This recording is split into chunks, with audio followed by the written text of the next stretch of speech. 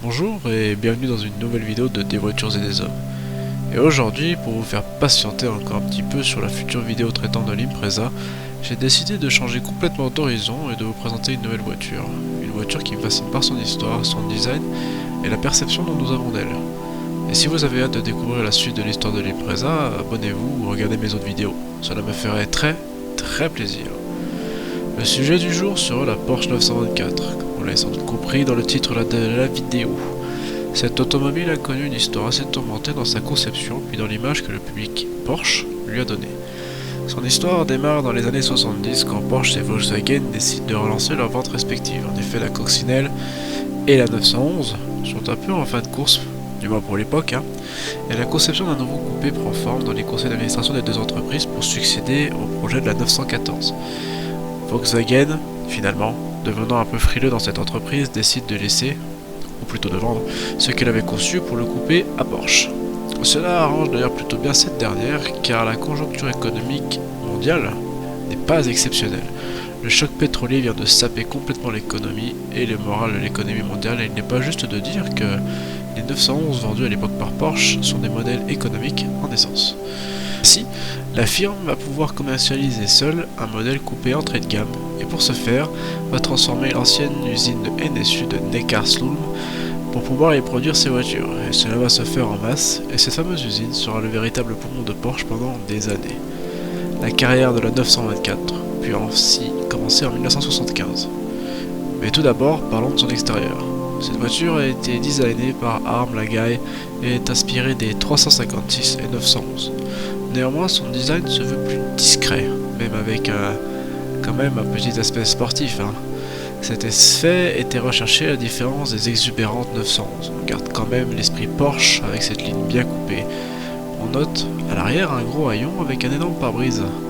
Les feux avant sont escamotables et les feux arrière proviennent sans doute d'un autre modèle. Sans doute un modèle bas de gamme de Volkswagen. Le coffre, lui, est assez grand et peut le devenir encore plus grâce aux places arrière qui sont rabattables. Car oui, vous l'avez bien entendu, la 924 est une 4 places. Enfin, 2 places à l'avant et 2 places à l'arrière, dans lesquelles vous ne mettrez que des enfants. Et je peux vous garantir que ces places ne sont pas vraiment prévues pour des adultes. Côté conducteur, la planche de bord est très classique avec 3 gros cadrans et la console centrale. Attention par contre à la position de conduite qui peut être inconfortable pour les plus grands, comme moi, car le volant est placé assez bas et n'est pas réglable en hauteur. Parlons maintenant motorisation. Pour ce qui est de la Porsche 924, et nous resterons sans nous balancer à travers tous ces modèles, le modèle de base qui est celui qui nous intéresse aujourd'hui était équipé d'un moteur Audi refroidi par eau. Premier sacrilège, pas refroidi par air mais par eau. Ce bloc était à l'origine à 1,8 litre mais fut passé en 2 litres et développait ainsi une puissance de 125 chevaux. Pour une auto de 1975, c'est pas mal du tout, même si cela restait néanmoins assez loin des standards habituels à la marque. Le 0 à 100 est accompli en 9 secondes 6 et la vitesse de pointe dépasse de justesse les 200 km/h avec 204 vitesses de pointe. Et surtout, le plus gros sacrilège pour les purs et durs était donc la position du moteur. Et oui, je vous ai dit qu'il y avait un coffre à l'arrière. Eh bien, la 924 inaugura une petite série de Porsche qui furent équipés de moteurs à l'avant. Il y avait eu la 924 tout d'abord, la 944 et enfin la 968. Et pour en finir avec la partie moteur, sachez quand même que la 924 était une propulsion. Regardez un peu de sportivité. Parlons enfin de la transmission. La 924 fut équipée d'une boîte automatique à 3 rapports, pour le marché américain évidemment, mais aussi de 2 boîtes mécaniques, l'une à 4 rapports, qui équipait de base la voiture jusqu'en 1979, puis une à 5 rapports, jusqu'à la fin de sa commercialisation en 1989. Il vient de se poser la question, qu'est-ce que je pense de cette voiture? Bien personnellement, je pense que c'est une voiture très intéressante de par son histoire, mais également par sa forme. Je la trouve très fine, élancée, mais néanmoins très discrète et elle n'est pas du tout tapageuse. L'intérieur, pour ceux qui auront l'occasion de voir des modèles neufs ou rénovés, est sublime.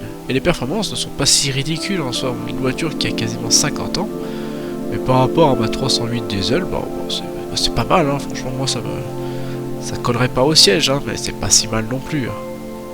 D'ailleurs, j'ai souvent pensé à m'en acheter une, mais par manque de place de stockage, ce n'est jamais arrivé. Et vous? Eh ben, pourquoi pas pour vous? Il y en a des pelles à la vente. Vraiment des pelles. et dans tous les prix aussi. Vous aurez de véritables ruines pour 1000 euros. Ou alors si vous avez envie de les rénover, ça peut être un bon challenge, hein.